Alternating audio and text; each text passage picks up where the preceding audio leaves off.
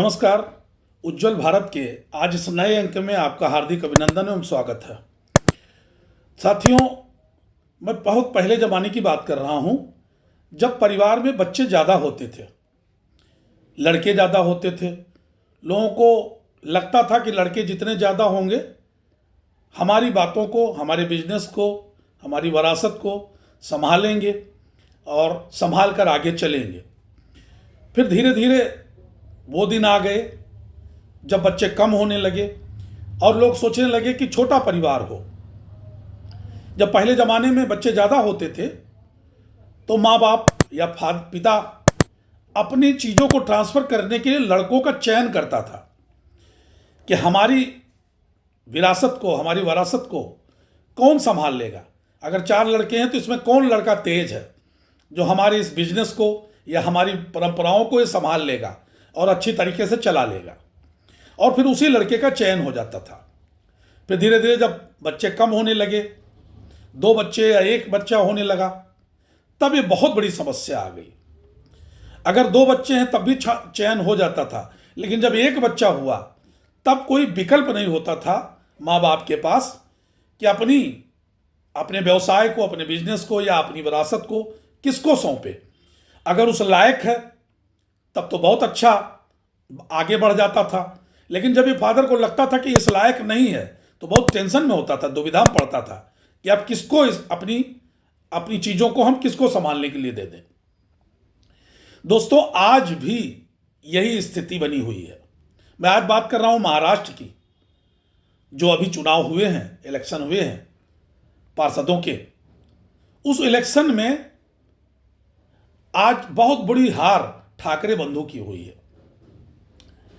विरासत वाली बात पहले जो मैंने कहा, अब एक ही बच्चा होता है। अब एक बच्चे को मजबूरी में माँ बाप अपनी चीज़ों को ट्रांसफ़र करना चाहते हैं। अगर वो खुद नेता है तो नेता बनाना चाहते हैं, अगर वो बिजनेसमैन है तो बिजनेसमैन बनाना चाहते हैं, या जो अगर फिल्म स्टार हैं तो अपने बच्चे को स्टार बनाना चाहते हैं, फिल्म स्टार बनाना चाहते हैं। लेकिन विकल्प नहीं होता, बच्चा एक ही होता है, उसके अंदर टैलेंट हो या ना हो, उसको जबरदस्ती बनाने का प्रयास करते हैं। आज राजनीतिक पार्टियों में यही हाल है। कांग्रेस पार्टी का हाल आप देख लें, एक ही बेटा है, वो है राहुल गांधी जी। श्रीमती सोनिया गांधी जी उनको लगातार लॉन्च कर रही हैं कि किसी तरह से नेता बन जाए, लेकिन वो लॉन्च बार बार फेल कर जा रहे हैं। लालू यादव परिवार की यहाँ देख लीजिए, वहाँ विकल्प था, 2 बेटे थे, उनको लगा तेजस्वी यादव जी ज़्यादा सही हैं, उनको उन्होंने लॉन्च किया, लेकिन वो भी इस बार फेल साबित हुए। इसके साथ साथ यही मुंबई में हुआ। एक जमाना था बाला साहेब ठाकरे का, जो बाला साहेब ठाकरे वहाँ पे राज करते थे मुंबई में। वो थे बाहरी, लेकिन उन्होंने मराठाओं पे राज किया, दिल पे राज किया। और राज इसलिए किया कि वो एक सिद्धांत पे जमे रहे, हिंदुत्व की भावना पे, हिंदुओं पे। उन्होंने कोई मराठा की बात नहीं की, उन्होंने किसी अलग से किसी जात की बात नहीं की। उनका एक उद्देश्य और लगातार लगे रहे हिंदुत्व पे, और ताल ठोक के कहते थे, इसीलिए उनका बड़ा सम्मान था मुंबई में। वो ताल ठोक के कहते थे कि मैं हिंदू हूं और हिंदुओं का हित की बात करता हूं। इकलौते ऐसे नेता हैं जिन्होंने सहर्ष स्वीकार किया कि मैंने बाबरी मस्जिद को तोड़ा, आप मुझे सजा दे दीजिए। ऐसे नेता बिरले मिलते हैं। और एक ही लाइन पकड़ के उन्होंने मुंबई पे एक छत्र राज किया, उनके कहने पे मुंबई रुक जाती थी। लेकिन वही हुआ जो मैंने इतनी देर समझाया। एक बेटा हुआ उद्धव ठाकरे, उन्होंने बहुत कोशिश किया। एक चचेरे भाई राज ठाकरे थे, उनको अलग करके अपनी राजनीतिक विरासत उद्धव ठाकरे को सौंपने की कोशिश किया। उसमें लड़ाई भी हो गई दोनों भाइयों में, राज ठाकरे उद्धव ठाकरे में। बड़ा नज़दीकी भतीजा था राज ठाकरे, लेकिन उसको अलग करके उन्होंने अपने बेटे को लॉन्च कर दिया और अपनी राजनीतिक विरासत उनको सौंप दी। लेकिन मैंने पहले कहा कि विरासत सौंप देना अलग बात होती है, लेकिन उसके अंदर वो गुण है, वो टैलेंट है कि नहीं है, ये देखने के लिए टाइम लगता है। और तब तक उद्धव ठाकरे साहब इस दुनिया से स्वर्गवासी हो गए, विदा हो गए। अब जब से उद्धव ठाकरे जी का राज आया, उन्होंने शिवसेना को धीरे धीरे पीछे करना शुरू कर दिया। अच्छा भला भारतीय जनता पार्टी के साथ तालमेल था, अच्छी भली सरकार चलती थी, एक नंबर पे वो रहते थे, बीजेपी दूसरे नंबर पे रहती थी, उनका सम्मान करती थी। लेकिन धीरे धीरे धीरे धीरे उनके रवैये के तरह से उन्होंने शिवसेना को पीछे करना शुरू कर दिया और उनका अहंकार बढ़ता चला गया। इतने अहंकार में वो आ गए कि उन्होंने भारतीय जनता पार्टी का साथ छोड़ दिया सिर्फ इसलिए कि अपने बेटे आदित्य ठाकरे को मुख्यमंत्री बनाने के लिए।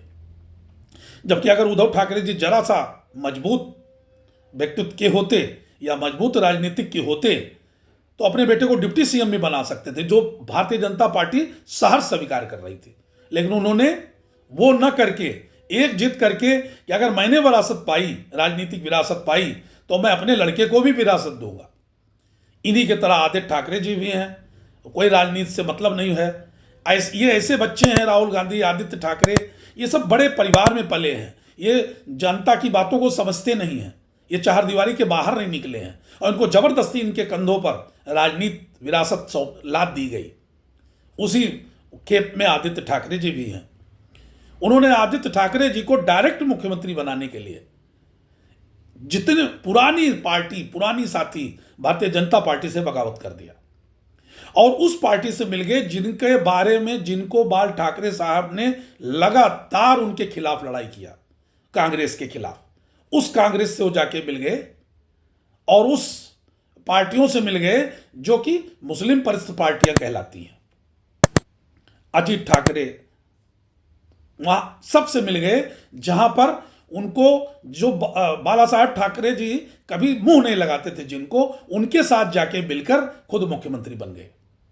हश्र क्या हुआ? वही हुआ जो होना था। बाद में उन्हीं के एक शिंदे साहब ने उनकी पार्टी को तोड़ के एक शिवसेना अलग बनाया और भारतीय जनता पार्टी के साथ मिलकर सरकार बना लिया। ये आपको सब पता है। अब पार्षदों की लड़ाई में भी उद्धव ठाकरे जी समझदार नहीं बन पाए या समझदारी का प्रयोग नहीं किए। वो चाहते तब भी हाथ मिला लेते भारतीय जनता पार्टी से, क्योंकि 25 साल से वो चेयरमैन बन के बैठे हुए थे बीएमसी के। लेकिन बीएमसी चुनाव में भी उन्होंने अदूरदर्शिता का परिचय दिया और उन्होंने अपने भाई राज ठाकरे से दोस्ती कर ली, कांग्रेस को छोड़ दिया और उस मुसलमानों से जिनके बारे में लगातार खिलाफत किया उनके पिताजी ने, उनके साथ हाथ मिला लिया। एक सिद्धांत होता है और जनता उस जमाने की जनता नहीं है जब कुछ समझना पढ़ने लायक कुछ नहीं था। आज की जनता, आज के लोग मोबाइल हाथ में रखते हैं और अगर आप कुछ गलत बोलें तो 2 मिनट में वो चैट करके पता लगा लेते हैं कि आप गलत बोल रहे हैं। ऐसे जमाना है आज की डेट में। अब गलत बातें चलती नहीं हैं जनता के सामने। उन्होंने बहुत कोशिश किया कि अपनी बातों को चला लें कि मैंने सबको साथ में लेकर चलना चाहिए, हिंदू मुस्लिम सब एक हैं। लेकिन उनके पार्टी का जो कैरेक्टर है, जो उनके पिताश्री लेकर चले थे, उससे उनका कुछ अता पता नहीं रह गया। और वही हुआ जो अपनी लीक से हटकर चलने में होता है। जो आपकी अपनी एक लीक बन के चली आ रही थी, उससे अलग किसी दिशा में न चलने की, न हिंदू रह गए, न मुसलमान में रह गए, न किसी और में रह गए और अपनी नई लीक चला दिए। और उसका रिजल्ट क्या निकला? महाराष्ट्र में पूरी तरह से विफल रहे उद्धव ठाकरे जी। राज ठाकरे जी बहुत ज्यादा विफल रहे, उद्धव ठाकरे जी 29 चेयरमैनशिप में 25 चेयरमैनशिप भारतीय जनता पार्टी ले गई और उद्धव ठाकरे मुंबई में बड़ी मुश्किल से इज्जत बचा पाए। संभवतः 60 सीट उनके हाथ में आई और 25 साल का जो वर्चस्व बीएमसी का उनका था चेयरमैनशिप का, वो भी हाथ से चला गया। उनका बेटा भी कुछ नहीं कर पाया, राज ठाकरे जी भी कुछ नहीं कर पाए। उनके बेटे भी जबरदस्ती लॉन्च किए जा रहे हैं, अमित ठाकरे जी उनके बेटे राज ठाकरे जी के, वो भी कुछ नहीं कर पाए। उन्होंने सोचा था ये लोग युवा हैं, युवाओं को आकर्षित करेंगे। राज ठाकरे जी को तो सिर्फ 6 सीट मिली, क्योंकि वो उत्तर भारतीयों को भी गाली देते हैं और मराठा मानुस की बात करते हैं। आप हिंदुत्व की बात करते थे, अब आप सद्भावना की बात करना शुरू कर दिए, तो जनता कंफ्यूज हो जाती है कि आप क्या चाहते हैं, क्या करना चाहते हैं। और नतीजा रिजल्ट सामने आ गया कि औंधे मुगिरी शिवसेना और जो बेइज्जती हुई वो अलग हो गई। इसीलिए कहा जाता है कि आप किसी को अपनी राजनीतिक विरासत तो सौंप दें, लेकिन क्या उस लायक वो है कि नहीं है। और उद्धव ठाकरे जी ने दिखा दिया कि वो विरासत जो बाला साहब ठाकरे साहब ने बड़े मेहनत से बनाई थी, उसको ये संभालने के योग्य नहीं है, और उस विरासत को ये लगातार गिराते जा रहे हैं। आज भी अगर माननीय उद्धव ठाकरे जी चाहें तो भारतीय जनता पार्टी के साथ जा सकते हैं, अभी सभी चीजें भूले बराबर हो जाएंगी, लेकिन आज भी वो अपने घमंड में, अपने उसमें चूर हैं कि नहीं, अगर बनेगा तो मेरा बेटा ही मुख्यमंत्री बनेगा, दूसरे को हम बनने नहीं देंगे। चाहे हमें अपनी विचारधारा बदल देनी पड़े, चाहे हम अपनी विचारधारा, पिता की विचारधारा को बदल दिए, पार्टी की विचारधारा को बदल देंगे, लेकिन मुख्यमंत्री हमारा बेटा ही बनेगा। कांग्रेस का हश्र देख के वो नहीं समझ पाए, लालू यादव जी के पार्टी का हश्र नहीं देख पाए, उत्तर प्रदेश में अखिलेश यादव जी के पार्टी का हश्र नहीं देख पाए, और लगातार घमंड में अपने बेटे को मुख्यमंत्री बनाने के लिए चलते रहे। उसका रिजल्ट ये है। तो मैं सिर्फ एक बात कहूंगा कि आप योग्य हैं, इसका यह मतलब नहीं कि आपका बेटा भी योग्य होगा, और आप मजबूर हैं, आपकी पार्टियां मजबूर हैं, जो ये परिवारवादी पार्टियां हैं ये मजबूर हैं। इनके सामने विकल्प ही एक ही होता है, अपने बेटे को ही बनाना है। किसी बाहरी व्यक्ति को ये सत्ता सौंप नहीं सकते, और बेटा उस लायक नहीं है। आज यही भारतीय जनता पार्टी में सैकड़ों उम्मीदवार, हजारों, करोड़ों, लाखों उम्मीदवार हैं। अभी अध्यक्ष उन्होंने चुन लिया, यंग एज का अध्यक्ष, और तमाम लोग लाइन में थे।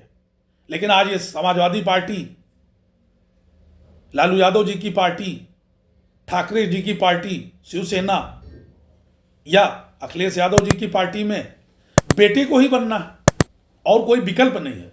और जबरदस्ती अगर बेटे को लॉन्च किया जाएगा तो हाल महाराष्ट्र वाला ही होगा। इस पर राजनीतिक पार्टियों को जरूर सोचना चाहिए, और जरूर परिवारवादी राजनीतिक पार्टियों को जरूर सोचना चाहिए कि अगर लड़ना है तो घमंड छोड़ के दूसरे नंबर पर भी रह के राज किया जा सकता है। सोनिया गांधी जी ने दिखाया है, मनमोहन सिंह जी को मुख्य प्रधानमंत्री बना के, और राज पीछे से करती थी। ऐसी सभी पार्टियां कर सकती हैं, किसी दूसरे को भी बना के, लेकिन इसके लिए बहुत बड़ा कलेजा होना चाहिए। पुत्र मोह छोड़ देना पड़ेगा। अगर उस लायक है तो बनाइए, नहीं है तो उसको हटाना पड़ेगा।